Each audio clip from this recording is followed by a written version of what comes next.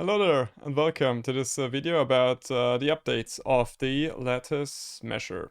So, it will be a relaxed tutorial slash notification update. I will just talk a little bit about what I did on the repository, and first I will show the new features, and then I will dive into the code for those of you who are interested in that as well. So, let's begin.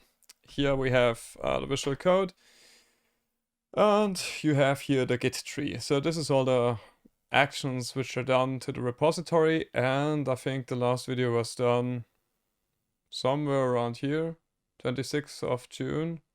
Let me quickly check that for you. That should be around that time frame. Here. So for 5 days ago, 5 days ago it was the 27th. All right. So 27th. So all those commits are done as well. So what did I do? First of all, there was a bug, and the bug was pretty serious, to be honest. It was in the element file, and in the element file there was this index was wrong. So the problem with that is that the nodes are not connected correctly if it's like that.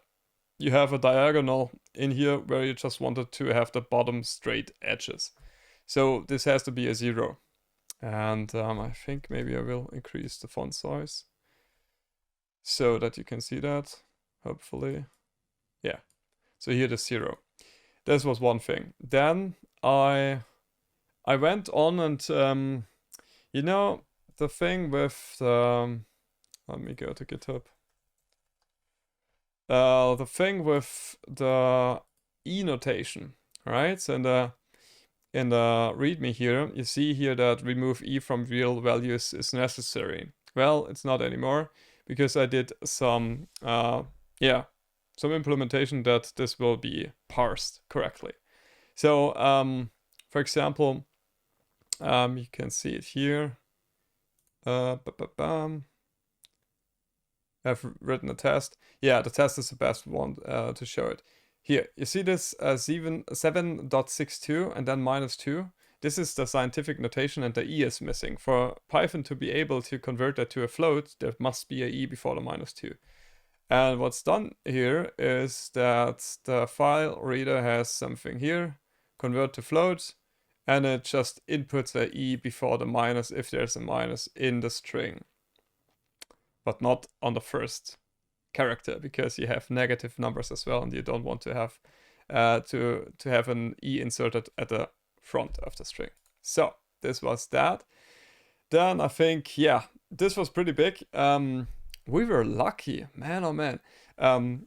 This bug is the nodes. The nodes are done right in order and beginning normally with 1. So if your model was like that, all fine, because you set up your .fem file and you mesh it, and the mesher does the same thing, starts with node 1 and so on. But let's say you took a renumber or delete a component and you want the rest to be outputted. So your nodes with your IDs do not start with element ID, node ID 1. So in this case, my TCL file should reassign the node ID it has found in the .fem file, because otherwise it's mixed up totally. And this is the case here. I can show that to you best at the TCL script. Let's see, the TCL script here for a model, where you have the parts where the nodes are created.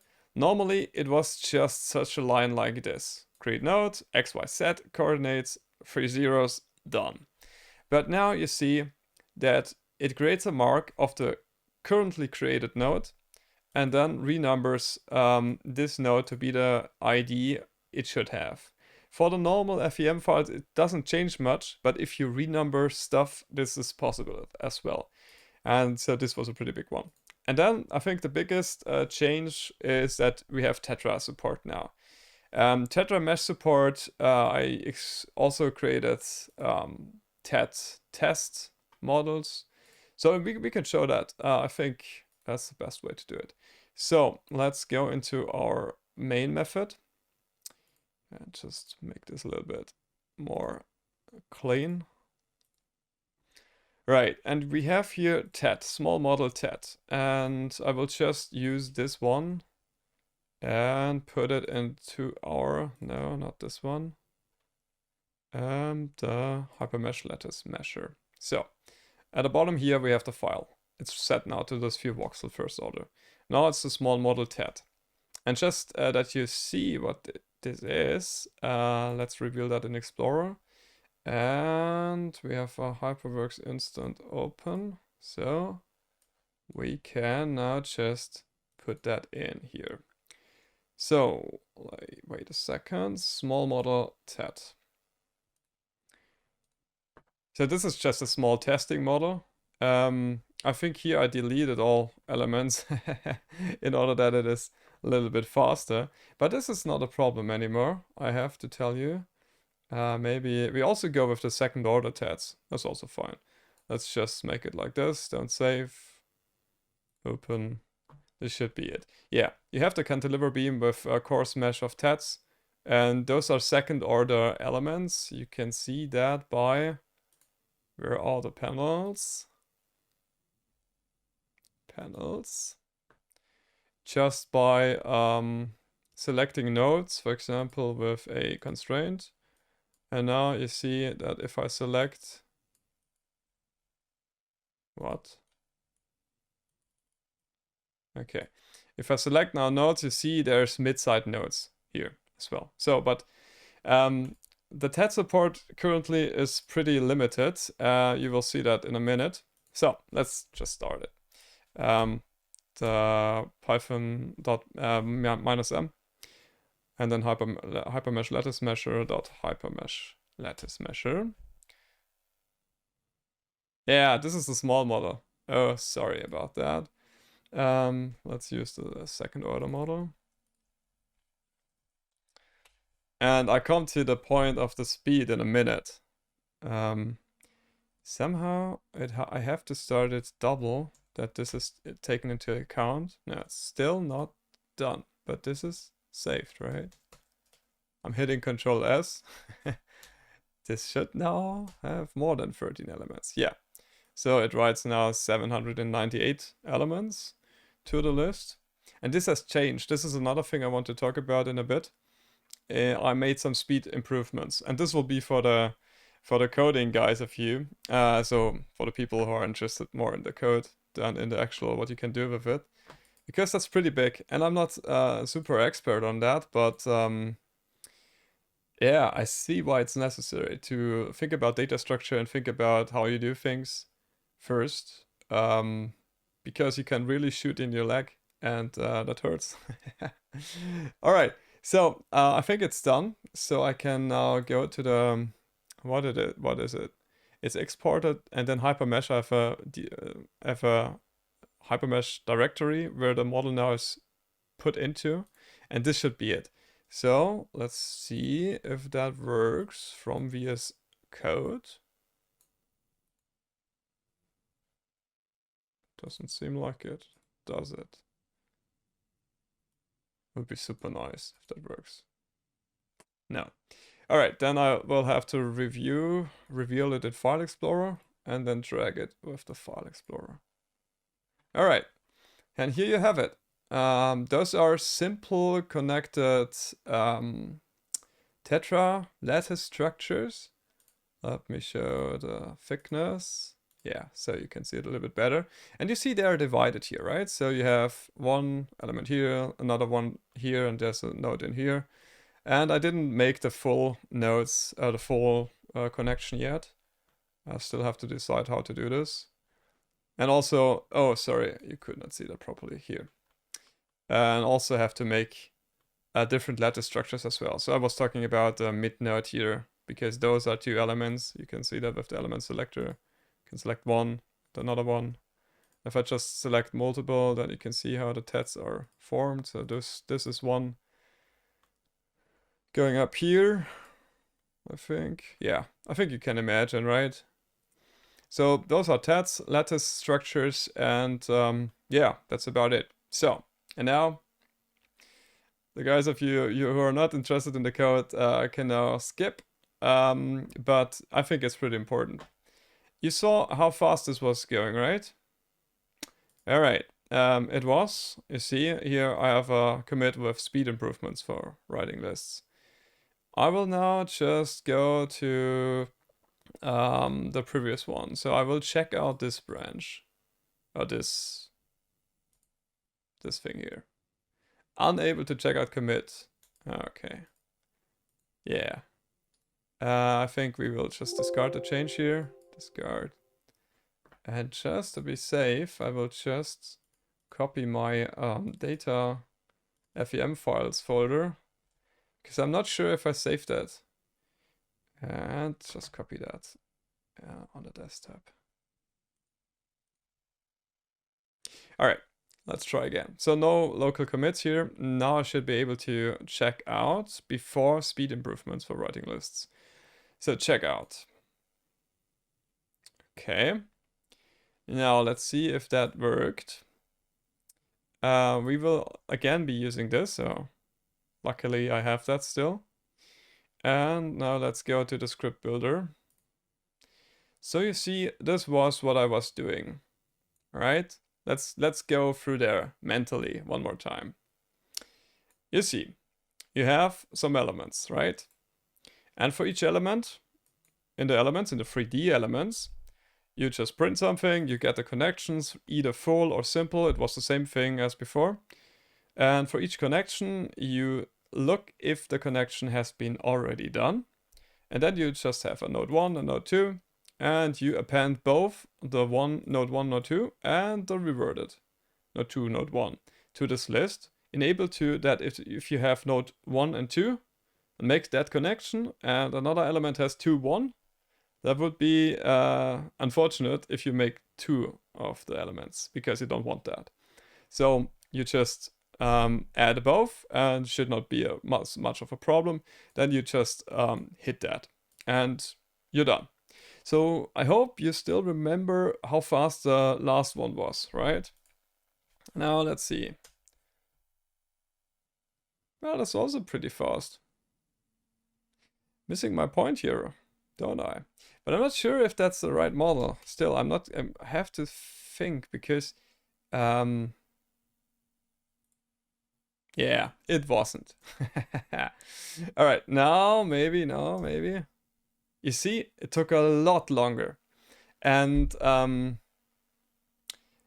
it's still not that good here. Let's see. What is my highest element model? I think maybe this one. Let's see. And we will test it with the speed improved version, and I will talk about how I improve the speed. But it could also be, and this might be a failure on my side. Yeah, okay, you have now, you see that, right? Takes a rough 10 seconds per 1K elements. Or so, even more maybe. And this is rather slow, right? But now, sorry, I have to see now if I can really make that claim. Because I was thinking like it was like this, and I was thinking, well, it's so much faster now. But let's check out the new thing. Oh, sorry, I have to discard this again. And check out the speed improved version. Check out that one. And then go to the HypermeshLatticeMesher, and now again, sphere shrink warp first order 2. And let's see. Boom! Done. Saw that? It's now Hypermesh's turn to do that. And there I cannot optimize anything.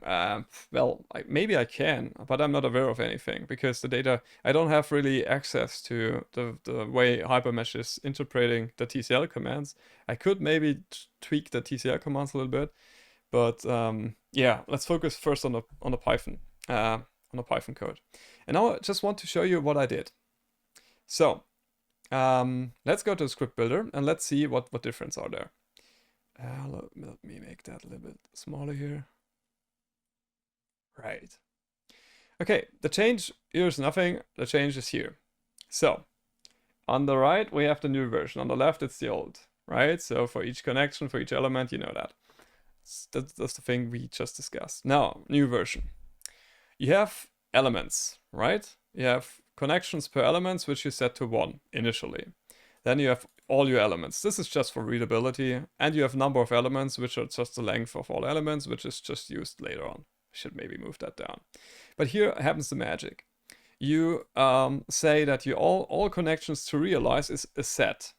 And a set has a property that it only can have unique values. And this also goes for tuples.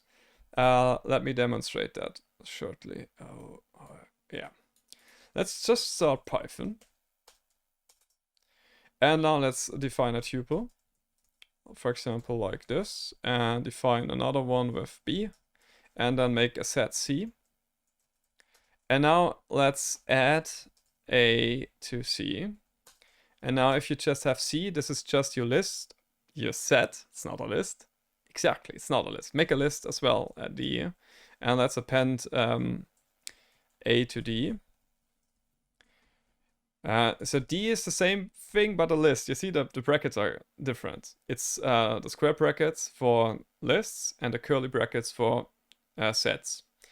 What happens now if you add B to C and also B to D?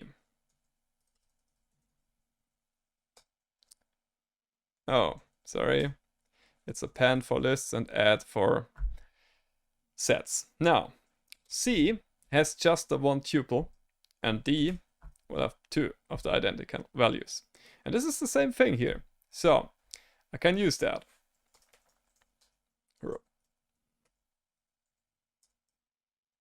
All right. So I have a set of all connections to realize. So I loop through all elements and then I get the connections, right? So same thing, full, right? And then I have, if the connections per element is 1, I want the connections to be the length of the connections. So I know this has to be, this has to do with the fact that later on I have a list of all connections to realize and not of every element. You will see in a minute. This is for, actually I don't know if I need that anymore. But this was for debugging purposes or for printing purposes. But here comes the magic here. For connections, I add, and now it's the minimum value of the tuple and the maximum value of the tuple. Going back to our example, so it doesn't matter if it's 2, 1 or 1, 2, it will be always 1, 2 here. It adds the minimum number first and then the maximum number secondly. So there's no reverse or anything. And this append is rather fast, right? Because it's just a data structure operation. There's nothing, it's just hell of a lot faster than this one. I'm not entirely sure why.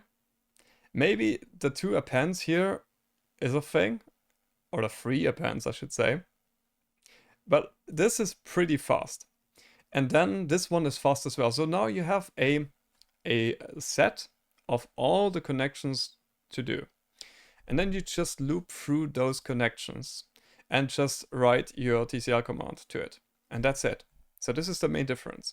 So I divided this process, which is a for and a for loop. And this is always a little bit difficult. So if you have nested for loops, the probability that you have n squared time complexity rises. It's not here because you have a lot more elements than connections per elements, but just think about it. You have maybe couple of thousand elements, and for each element you have to loop through, I don't know, 20 to 50 connections. Well, 50 is rather large, but 20 connections. And you do that here a little bit all as well, but it's different. So here you loop through all the elements, and then you loop through all the connections, but you have just one single execution of a line here, which is pretty fast. Adding to a set is damn fast, and this is it. And then you don't have anything with string sets, f string evaluation, free appends and stuff like that in this nested for loop, but it's just one execution. And then I divided that. You have the list of connections, you have the second looping for all the connections in your connections to realize, and then just append again one single line of code. And again, the difference is for me mind-blowing. It has to do also with the fact that you don't have a print statement in here. I must confess, this is also something which has a contribution to it, because here I will print with every line something. But let's do that here. Let's do that here as well, so that we know that we don't cheat. Let's go to script builder and then just print in this loop, print something. Bam. Let's run it again. And if it's now the same slow as before, I will laugh, because this one then got me, but I think it's faster. Yeah, it's definitely faster. Yeah, that's about it. So, what to take away from this? It is important to care about data structure, and I know that there are for sure better data structures out there. For example, pre-allocation in memory to do that faster, or something like that, which I'm not currently aware of. But to I just want to share that with you, that taking your time and thinking about those things and also educating yourself on those things is pretty damn important, because the better code you write, the better it will scale. And I mean, now we are doing like academic, pretty simple models, right? With 90 or 7,000 elements to mesh. But let's say you would have because with tets that's possible, with tetrahedron elements, you just can make any solid, well, maybe, yeah. Let's say any solid, which you have as a step file. Mesh it with your parameters you want to, and then automatically doing the lattice mesher, looping over there, creating a lattice mesh, and you could do instantaneously, you could do a topology optimization on your own with lattice structures, right? So, and there the possibility is that you have more than 200k or more than 1 million or 2 million elements is rather high. I mean lattice elements, but maybe also solid elements. Just think about a huge, a huge manufactured part where you have a small size of elements. Let's say you have 1 million elements. With the previous version, it would be hours, I guess. If you have 10 seconds for 1k elements, scales pretty bad. And I really don't know if it's not even getting worse when it's growing larger and larger. And we then have so many other problems to worry about, like memory management and stuff like that. But it's not for now. But just I want to share that this mindset of going into the data structure and researching those things is really important, because it really can save you a lot of time. And just a quote which I not remember exactly, but I think I got that from the biography of Steve Jobs. There was this computer guy working at Apple, and he was considered with boot times to increase it. And he was at let's say, at a level where he was content with it. And Jobs was just pushing it and pushing it. So just imagine that if you save the boot time, for example, half a second faster boot times, you would save so many hours of works because everybody's using it. And just think of it like this, that this small details that it decides winner or loser. So with that, I wish you all the best. I think we've covered up everything I have now for this code. Maybe one thing I can show you in the Git repository. What I did now is I put some issues and also help wanted and good first issue if somebody wants to contribute. So there's definitely the need for different lattice structures. I'm not really a 3D printing or metal 3D printing guy. I don't know those structures really well. But I think this is also maybe a good thing for the student group. I'm supervising. So to implement different lattice structures, which is possible now, I think, because we have both the hexahedron and the tetrahedron element modeled in there with all the nodes, second order, first order, and you have the nodes and you can make every structure you want, basically, from that. But yeah, this is one thing. And the other thing where also good first issue and help wanted is implement second order hex elements. Well, this may be kind of the same thing. Yeah. All right, and then I want to do a proper CLI tool for this, for different options, because what I've been doing is working on a Hyperview script. I've not talked about this, and I think it's not in a state where I can really show that to you, but you have now a script builder Hyperview, which creates a Hyperview script which accesses all the, I think, stress values. Yeah, the stress values of the elements. But in this case, because we are rods, we have rod elements, it's like this, that you have the axial stress component only. But you can define, or you can see if it's a tension or pressure, just on the sign of the value. And let me see. I think there should be. Oh wow! You see that? I think it was just completed the sphere model. This is how long Hypermesh then takes. So it's pretty. This is the bottleneck now. But I think I cannot do much there. Let me see. I think, yeah, I have it. I have a model of the beam. I think this was just with the solid elements, or the hexahedrons, and then this output.text. This will generate something like this. You have your element ID, and this is the axial stress value. And I can also show that to you in a Hyperview H3D file, that you know what it is. So I think I did just a simple bending beam analysis on that. And this Hyperview method now collects the stress values and outputs them as a text. And now I want to have that back in the data structure. But first of all, let's just see how this looks. So you have your displacement. Here's the element stress. You see C-rod and con-rod axial stress. And you see how this is, right? So you can see plus values, minus values. You have your tension side at the top. Bottom side is compression. Yeah, it looks all good. And now you could see that those stress values may be super good and important for the student group or anyone who wants to do a own lattice optimizer, to just get that and play around with that with element densities. And the thing I want to do then is, because for sure you want to have different materials and different Young's modules and whatever for those elements with the element density, so scaled linearly.